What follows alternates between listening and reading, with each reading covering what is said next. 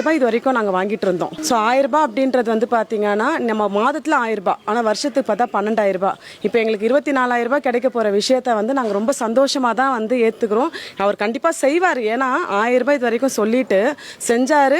நின்றுடும் அப்படின்ற நேரத்துலேயே எங்களுக்கு 5000 ரூபாவும் கொடுத்தாரு. அப்படின்றக்கப்ப இப்போ வந்து நமக்கு 24,000 ரூபாய் எங்களுக்கு ரொம்ப ரொம்ப சந்தோஷம் சார் இதில். ஏன்னா இப்போ கிடைக்கிறத விட அதிகமாக எங்களுக்கு வரப்போகிறத விட இருக்கிற எங்களுடைய கமிட்மெண்ட் எல்லாம் பயங்கரமாக ஃபுல்ஃபில் ஆகும். அதிகமான பெண்கள் வந்து இதில் வந்து ரொம்ப பயனடைஞ்சிருக்காங்க சார். இப்போ நான் கூட இப்போ பயனடைஞ்சிருக்கேன். என்னோட ஃப்ரெண்ட்ஸ் கிட்டேயும் நான் கேட்டிருக்கேன். அவங்களும் பார்த்தீங்கன்னா இதுக்கு முன்னாடி அவங்க வந்து சொன்னதெல்லாம் வந்தவங்க எல்லாம் யாரும் சொன்னதை பெருசாக செய்யலை. ஆனால் இவர் வந்து சொன்னதையும் செஞ்சாரு, சொல்லாததையும் செஞ்சாரு. இப்போ ஸ்டூடெண்ட்ஸுங்களுக்கும் சரி, அதுக்கப்புறம் பஸ்ஸில் போகிறவங்களுக்கும் சரி, எங்களை மாதிரி உரிமை தொகை நிறைய விஷயங்கள் நம்ம அடிக்கிட்டே போகலாம். சொல்றது வந்து பார்த்தீங்கன்னா நம்ம ஒரு லிஸ்ட் தான் எடுக்கணும். அந்த அளவுக்கு நிறைய செஞ்சுட்டாரு. இப்போ 2000 ரூபாய் அப்படின்றது வந்து என்ன செய்ய போறோம் அப்படின்றத அவர் கணிச்சு தான் செய்யறாரு முதலமைச்சர் அப்படின்றது எங்களுடைய நம்பிக்கை. அதை அவர் கண்டிப்பா நிறைவேற்றிட்டாரு ஆல்ரெடி. இனிமேலும் சொல்றத கண்டிப்பா நிறைவேற்றுவாரு.